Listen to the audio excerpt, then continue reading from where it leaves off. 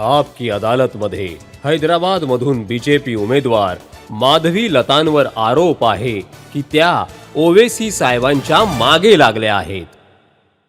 आता बघा माधवीजी, जुम्मा 4 दिवस तुम्हाला राजकारणात येऊन झाले आहेत आणि तुम्ही त्या माणसाला पकडत आहात जे 40 वर्षांपासून त्याच्या कुटुंबाचा हैदराबादच्या सीटवर कब्जा आहे. त्यांना कोणी हलवू शकत नाही. 3 लाख मतांनी जिंकले होते ते मागच्या वेळी. हो साहेब, जर आपल्याकडे पण असे बोगस वोट्स असते तर आम्ही तर 4,000 वर्ष जिंकतच गेलो असतो. पण काय करणार, आमच्याकडे बोगस वोट्स तर नाही आहेत. ज्यांच्याकडे 6,20,000 बोगस वोट्स आहेत. एक एपिक नंबर तुम्ही टाईप कराल तर त्या एपिक नंबरच्या दरम्यान इलेक्शन साईटवर तुम्ही 2-2 ठिकाणी वोटर आय डी पाहू शकाल. चंद्रायणगुट्टा, याकुतपुरा, चारमिनार असे 1,60,000 वोट्स आहेत त्यांच्याकडे. तर तुम्हाला म्हणायचं की ते बेईमानी करून हो जिंकतात? हो, अगदी खरी आहे ही गोष्ट. मी बोलायला घाबरणार नाही.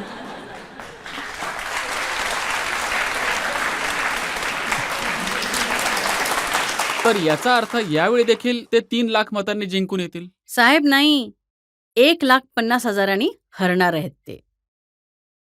हरणार आहेत साहेब, बघत राहा तुम्ही. हरवूनच राहणार आम्ही. माधवीजी, ओवेसी साहेबांबद्दल लोक म्हणतात की ते बॅरिस्टर आहेत.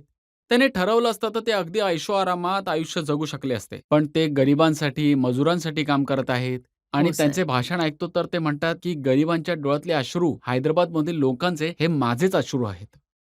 साहेब, मला माहिती होतं रजत साहेब की तुम्हाला फार पुळका आहे त्यांच्याबद्दल आणि म्हणूनच मी प्रिपेअर करून प्रूफ घेऊन तुमच्याकडे आली आहे. साहेब, ही लोक इलेक्शन कमिशनच्या समोर हे दाखवतात, Jaguar Land Rover temporary registration number TF09CFTR1174 to the chief election officer ह्यामध्ये लिहिलेलं आहे, ज्यामध्ये असदुद्दीनजींचं नाव लिहिलं आहे ब्रॅकेटमध्ये. गोष्ट फक्त सुरू झाली आहे. मजा आता येईल. हे अंडर रजिस्ट्रेशन तुम्ही बघा, किंग्ज रेडिओ एक्झम प्रायव्हेट लिमिटेडच्या नावावर हीच गाडी रजिस्टर्ड आहे. आता आणखी एक गोष्ट दाखवते तुम्हाला पटापट. हे आहेत ते किंग्ज ज्यांच्या घरावर IT रेड्स पडले आहेत.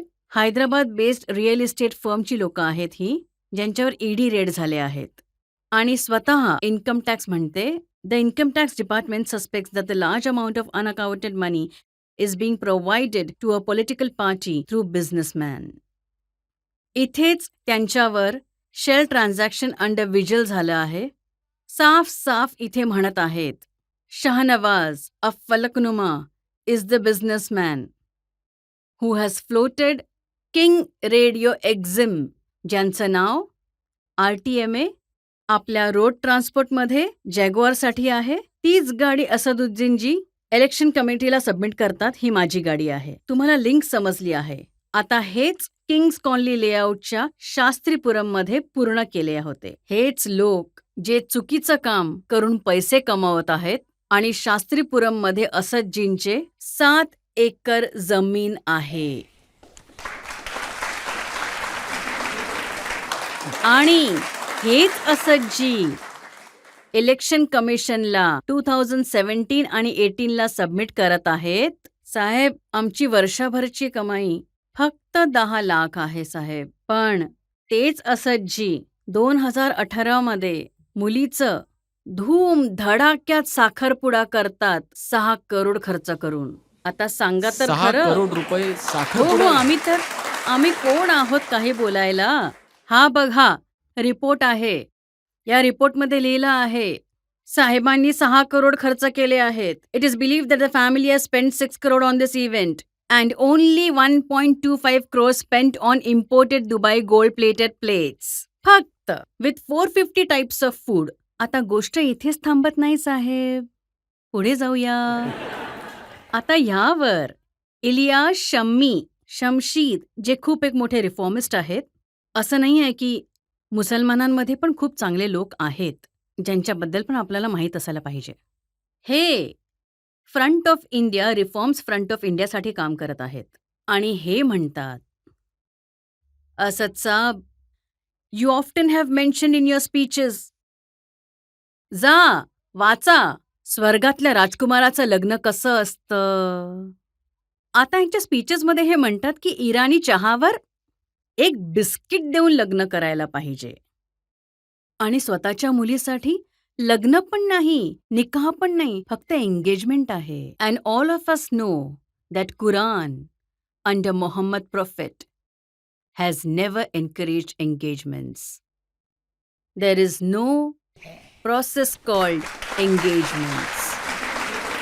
तुम्ही नाही साहेब, मी मी मी तुम्हाला आता बोलायला देणार नाहीये. थांबा. हां, तुम्हीच म्हणालात ना की मी स्वयं वाघिणीला घेऊन आलोय. मग वाघीण कुठे बोलू देईल तुम्हाला. Therefore, it is being felt as if now not possible to draw this community out of poverty, because this is a fitna.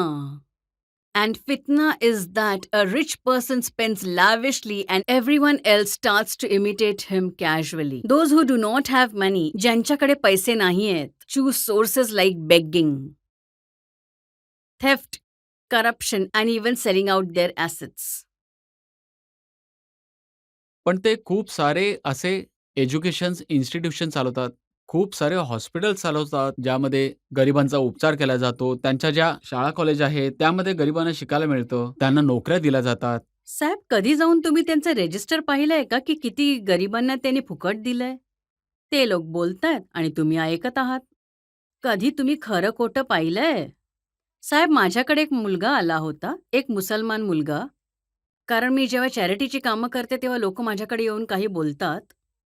तर तो मुलगा माझ्याजवळ येऊन, मला माहिती नव्हतं त्याचा बॅकग्राऊंड की तो हैदराबादी आहे. मी त्याचं नाव नाही सांगू शकत कारण खूप रिस्क असतं जेव्हा आपण कुणाचं नाव घेतो. तर जेव्हा तो मुलगा माझ्याजवळ आला तेव्हा तो खूप दुःखी होता. मी म्हटलं, त्याला काय झालं रे, काय चालू आहे? तर माझ्या मेडिकल कॅम्प्समध्ये तो मुलगा मदत करायचा. तर म्हणाला, काय करू अम्मा, माझं तर आता फायनल इयर आहे, MBBSचं संपेल आता, मला पुढे शिकायचंय. तर मी म्हटलं, त्यात कोणती मोठी गोष्ट आहे?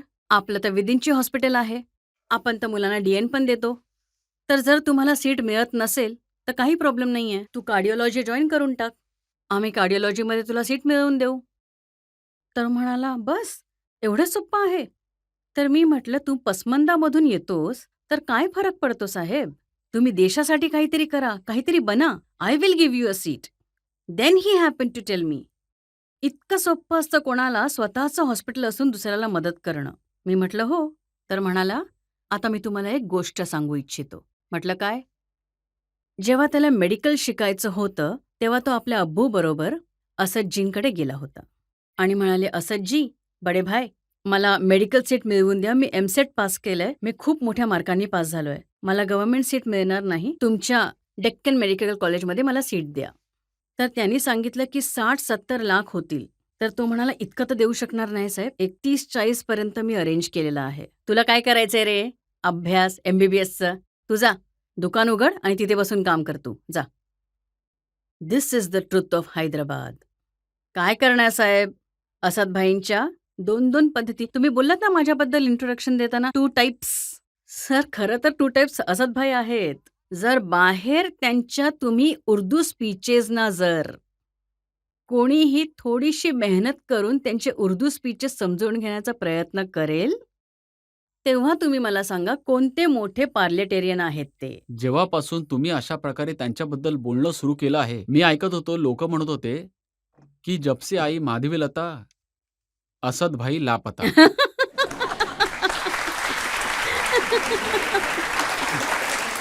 रजत साहेब, हे तर माझ्या कॅम्पेनिंगसाठी खूप मोठं स्लोगन बनू शकतं, हो की नाही? Thank you for giving me a wonderful slogan. Will use it for our campaign. Thank you. पण तुम्ही त्यांच्याबद्दल अशा गोष्टी का पसरवता की ते द्वेष पसरवतात, लोकांच्या आपापसात भांडणं लावतात?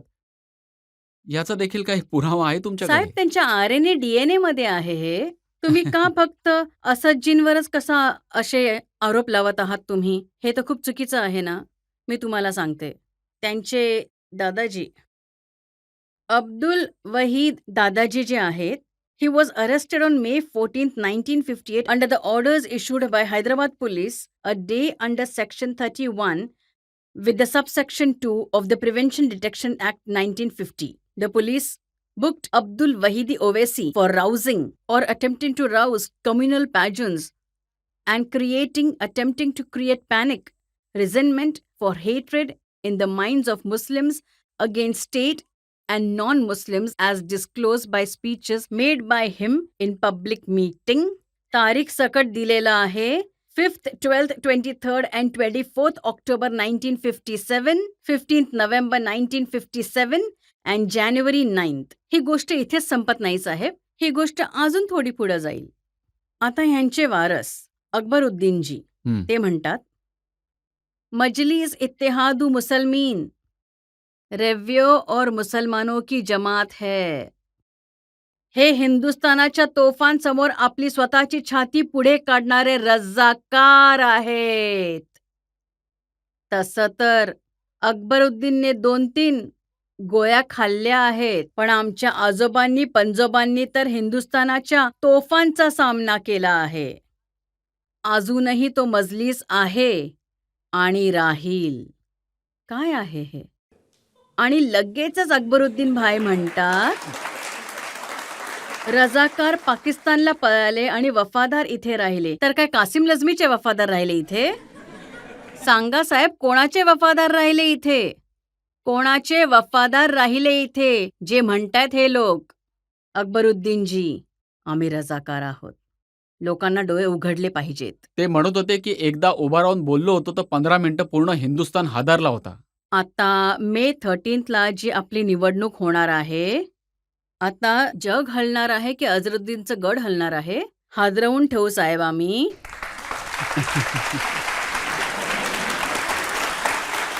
बोलायला काय जातंय साहेब, खूप लोक खूप काही बोलत असतात.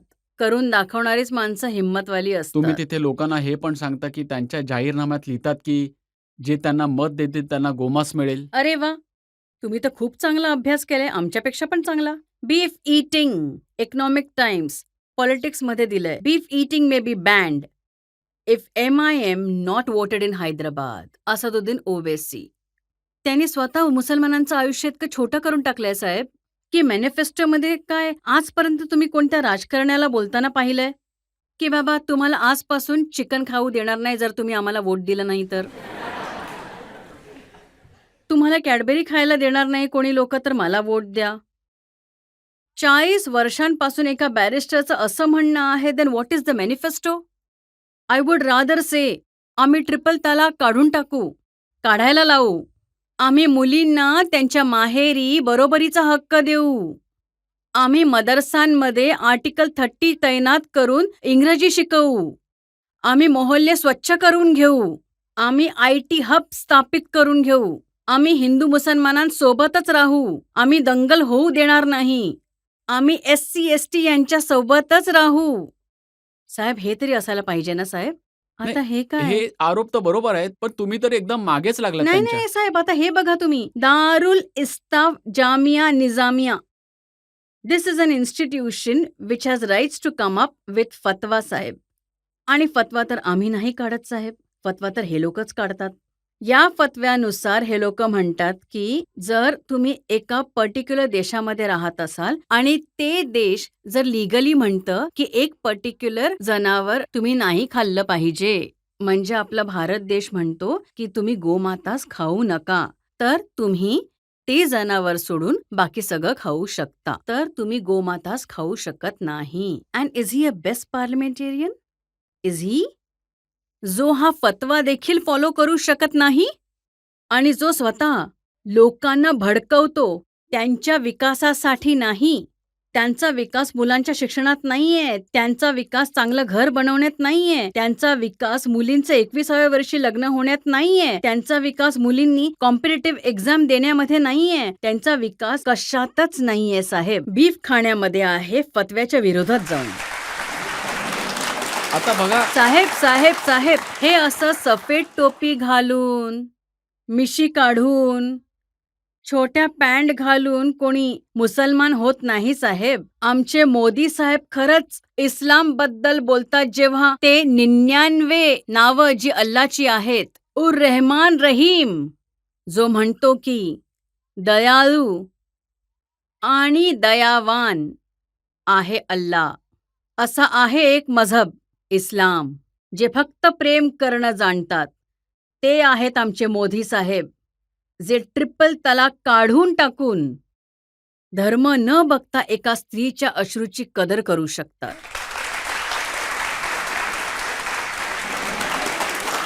ओवैसी साहेब तुमच्याशी भांडण्यासाठी म्हणजे फक्त टोपी घालून पायजामा घालून तयारी करत नाहीयेत. त्यांची तयारी कशी सुरू आहे याचं एक उदाहरण मी तुम्हाला दाखवतो. बरं, तुम्ही साहेब. बघा, तुम्हाला भीती वाटेल कशी तयारी आहे. अरे वा.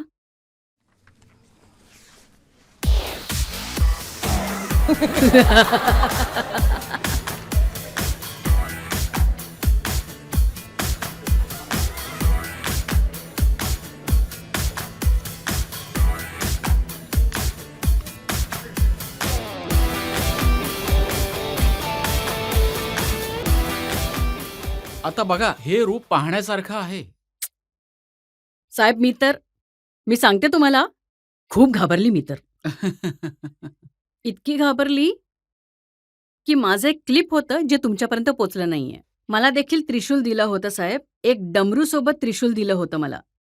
आता मी तेच रूप धारण करणार आहे लवकरच. काहीच हरकत नाही. काहीच हरकत नाही. आणि ते मोदीजींबद्दल काय म्हणतात हे देखील मी तुम्हाला सांगतो. हो, तुम्ही सांगा म्हणालात ना. की मोदीजी खूप ताकदवान आहेत. अच्छा. ते म्हणतात की मी एकटाच फिरतो बरं का मिस्टर मोदी. जर कोणाच्या आईमध्ये हिंमत अशी असेल तर या सामना करा. आणि हे ज्या प्रकारे पाठीमागून वार करतात त्याला मी नाही घाबरत. जर हिंमत असेल तर समोरून वार करा. अच्छा. अच्छा. चला. खूप चांगला प्रश्न दिलाय तुम्ही मला. असं वाटते जसं भुकेल्याला तुम्ही जेवण दिलंय, असा प्रश्न विचारून. ते म्हणतात वारंवार, की ज्ञानवापी मस्जिदला तुम्ही तोडलं. आता तुम्ही ते काढून टाकणार आहात, काशी बनवणार आहात. अयोध्याची बाबरी मस्जिद तुम्ही तोडली. आता तुम्ही सगळे ऐका. हे मस्जिद बनवणारे मुघल होते, जे कधी भारतीय नव्हतेच. म्हणजे फॉरेनर्स. बरोबर आहे की नाही? इथले जर कोणी भारतीय, इकडची लोकं मशीद बनवतील, जर त्याच मशिदीला एक मुसलमान माणूसच तोडून वक्फ बोर्डच्या लँडला हडप करून पैसे कमवतात, अशा मुसलमानांना काय म्हटलं पाहिजे? हे बघा. I'll give you a proof. Mosque sacrificed for money. Various deal between corrupt politician officials and accused so-called gentlemen to enter into secret deals for cost of Qutub Shahi Mosque. आणि आता हे सांगतंय अगदी सरळ सरळ, MBT leaders staged agitations. MBT वाले agitations करतात. MBT is another political party. हैदराबादमध्ये आहे. मुसलमान पार्टी आहे जी ह्यांच्याशी भांडले आहेत. With AMIM. Demanding severe punishment for the people responsible for demolition of the mosque. हा असा एक बनवलेला हैदराबादमध्ये आहे, ज्या मशिदीला ह्या लोकांनी तोडून प्रायव्हेट पार्टीसोबत हात मिळवून ह्याच लोकांनी they have made a very big apartments बनवलेत ह्या लोकांनी. ह्याच्यात त्यांनी अगदी क्लिअरली लिहून ठेवलेलं आहे की दिस हॅपन बिकॉज हे झालंय कारण की the all India Majlis Ittehadul Muslimeen AIMIM did not evince any interest. काहीच रुची दाखवली नाही. As a people involved in demolition were very close to MIM. स्वतःच्या लोकांनीच ह्याला तोडून पैसे कमवले आहेत. आता सांगा कोणत्या मशिदीबद्दल बोलतायत हे अयोध्यामध्ये, जेव्हा की आपले प्रधानमंत्री मोदी साहेब यांनी स्वतः मोठं मस्जिद बनवून देण्याची व्यवस्था करून ठेवली आहे. I'll give you one more example, साहब. जे हैदराबादमध्ये शमशाबादचं एअरपोर्ट बनवलं आहे, ते एअरपोर्ट एका मशिदीला तोडून काँग्रेसच्या गव्हर्नमेंटच्या वेळी MIM सोबत मिळून त्यांचे 1000 एकर घेऊन बनवलं आहे, ज्यात अकबरुद्दीन साहेब आधी असदुद्दीन साहेब खूप फडफडले आणि नंतर मग शांत झाले. पण आजपर्यंत हे लोक बाबरी मस्जिदबद्दल बोलत असतात त्या मोघलांसाठी जे कधी या देशाचे नव्हतेच. माधवीजी, तुम्ही बीजेपीमध्ये नवीन नवीन आले आहात. तुम्हाला माहित नाही, लोक म्हणतात की ओवेसी साहेब बीजेपीची बी टीम आहेत. तुम्ही त्यांच्या विरुद्ध इतक्या बोलत जातात. रजत शर्माजी, तुमचा जो 30 वर्षांचा अनुभव आहे आपके अदालतचा, त्याला नमन केलं पाहिजे. जर समजताय, प्रत्येक प्रश्नाला खरं समजूनच पुढे जायला पाहिजे. समजा की बीजेपी, भाजपा, असदुद्दीनची बी टीम आहे. तर मला सीट कशी काय देऊ शकतील? मी तर इथे त्यांचे पितळ उघडं करते एक एक सांगून. मी कशी बी टीम असू शकते? मी असूच शकत नाही. नाव I put you one more statement. जे AIMIM आणि राहुल गांधी काँग्रेसचे वार करतात एकमेकांवर वार. आज तुम्ही सगळ्यांनी इंटरनेट ओपन करून तुम्ही सगळे शोधा. हैदराबाद लोकसभा पार्लमेंटमध्ये माझ्या अगेन्स्ट कॅन्डिडेट डिक्लेअर केलेला नाहीये आजपर्यंत. स्टेट लेवलवर उघडपणे भाई भाई म्हणतात दोघंही. AIMIMचे असदजी आणि काँग्रेसचे रेवंत नाही रेड्डी नाही, साहेब. राहुल गांधी तर म्हणतात की मोदींचे 2 यार, ओवेसी आणि केसीआर. तेच तर मी सांगते ना. 2 यार मोदीजींचे. पण या 2 यारांमध्ये केसीआर तर मामू भांजा म्हणून ओपनली सांगतात हे दोघे. माहितीये तुम्हाला? मामू आहे केसीआर आणि भांजा आहे अकबरुद्दीनजी, ओवेसीजी. आता हे मामा भांजे बनले, हे पार्टनरशिपमध्ये पण गेले. एवढंच नाही तर हे लोक आपल्या रिलिजियस इन्स्टिट्यूशन्समध्ये अशी इन्फॉर्मेशन पाठवतात की जिथे जिथे AIMIMचे कॅन्डिडेट्स उभे राहत नाहीत पूर्ण तेलंगणामध्ये, तुम्ही काँग्रेस किंवा BRSला मत द्या. रिलिजियसली असे पेपर उघडपणे मशिदीत वाटले जात आहेत. आणि आता तुम्ही सांगा, ही बी टीम आहे बीजेपीचे. आता बघा, उत्तर प्रदेशमध्ये ओवेसी साहेबांनी आपले कॅन्डिडेट्स उभे केले आहेत. बिहारमध्ये आपले कॅन्डिडेट्स उभे केले आहेत. महाराष्ट्रामध्ये उभे केलेले आहेत. त्या जागांवरती उभे केले आहेत ज्या मुस्लिम डॉमिनेटेड सीट्स आहेत. मुसलमानांची मतं कापली जातील. फायदा मोदीजींनाच होईल. समाजवादी पार्टीचं नुकसान होणार, RJDचं नुकसान होणार. जो स्वतःच्या मतदारसंघात मशिदी तोडून पैसे कमवून पूर्ण देशाच्या मुसलमानांना तो अंधारात ठेवत आहे, ही कोणती मोठी गोष्ट आहे साहेब? 40 वर्षांच्या शाळेत त्या लोकांनी PhD केली आहे. त्यांचं एकच काम आहे, अंधारातच ठेवायचं. आता मी एकच प्रश्न विचारते, मी उलटा प्रश्न विचारते साहेब. माझा हक्क आहे. काय पूर्ण जगामध्ये, भारत देशामध्ये AIMIM शिवाय कोणतीच मुस्लिम पार्टी जिवंत का नाही आजपर्यंत? सांगा ना. एक मुस्लिम लीग आहे केरळमध्ये. हां. तर कुठे बाहेर आल्यात आजपर्यंत? ह्यांना जाऊ दे तिथे, ते पण मरतील तिथल्या तिथे. उद्ध्वस्त करून टाकतील त्यांनाही. आता बघा, जर हैदराबादचा विचार कराल तर हैदराबादमध्ये ज्यांचं सरकार आहे तेलंगणामध्ये, भले मग TRSचं सरकार होऊ दे, भले मग काँग्रेसचं सरकार होऊ दे, भले मग एकेकाळी TDPचं सरकार होतं, सगळे म्हणत होते ओवेसी साहेबांचा आशीर्वाद घेतल्याशिवाय आमचं सरकार नाही चालू शकत. त्यांच्या ब्लेसिंगनेच हां, चालतं. जसं आम्ही भाग्यलक्ष्मीच्या मंदिरात जातो ना, चारमिनारच्या बाजूला, आम्ही आणि अमितजी जातो तिथे भाग्यलक्ष्मीजीकडे नमन करून आशीर्वाद घ्यायला. तसेच हे लोक असदजींचा आशीर्वाद घेत असतील. असदजी, तुम्ही आमच्या डोक्यावर तुमचा हात ठेवा. ह्याचा अर्थ काय झाला? पूर्ण भारत देशात हे लोक मिळालेले आहेत. एवढंच कशाला, मी तुम्हाला अजून एक उदाहरण देते, कारण आम्ही कोणतेही होमवर्क केल्याशिवाय किंवा कोणत्याही पुराव्याशिवाय बाहेर निघणाऱ्यातल्या नाही आहोत. 2023 असेंब्ली इलेक्शन झाले आहेत. नामपल्ली एक मुस्लिम डॉमिनेटेड कॉन्स्टिट्युएन्सी आहे.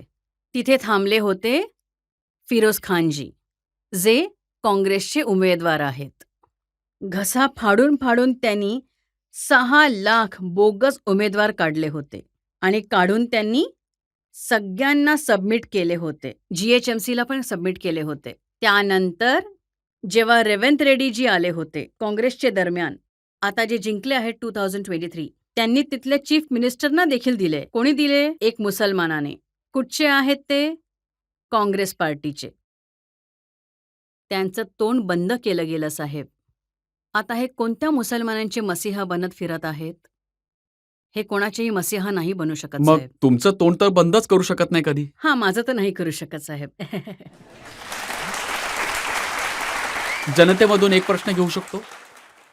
मॅडमना माझा प्रश्न आहे की मॅडम, हैदराबादमध्ये जे मुसलमान आहेत, तर मग तुम्हाला वाटतं का की या निवडणुकीत ते असदुद्दीन ओवेसींना सोडून तुम्हाला मत देतील? मी तुम्हाला एक गोष्ट विचारते, काय जीवनात मतं सोडून दुसरं काहीच नाहीये?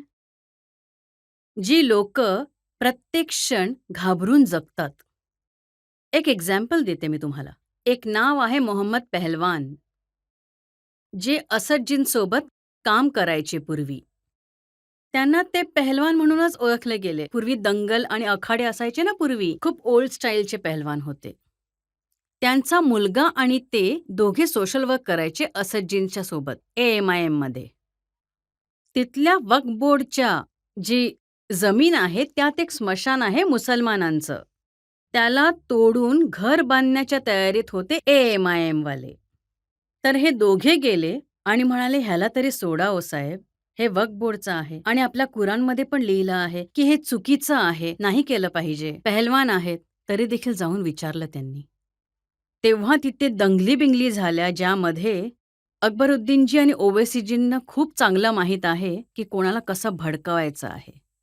आई बहिणींच्या शिव्या दिल्यावर कोणताही पैलवान थोडी ना गप्प बसणार आहे भाई. मग त्या मुलाला राग आला. पैलवान साहेब कसे तरी थांबले होते. ते सावध होते. मुलगा तर तरुण होता, तो थांबू नाही शकला. अकबरुद्दीनला मारलं. काय झालं? आयुष्याची इतकी वर्ष तुरुंगात गेली त्याची. आता सामान्य माणसांचा दृष्टिकोन समजून घ्या साहेब, जे छोटे छोटे मदरसे चालवणारे आहेत, पसमंड्या घरातील आहेत. आता आपण हे असं म्हटलं की आम्ही हे करणारच फक्त वोट देण्यासाठी, तर आमच्यामध्ये आणि असदमध्ये काय फरक राहणार आहे तुम्ही सांगा.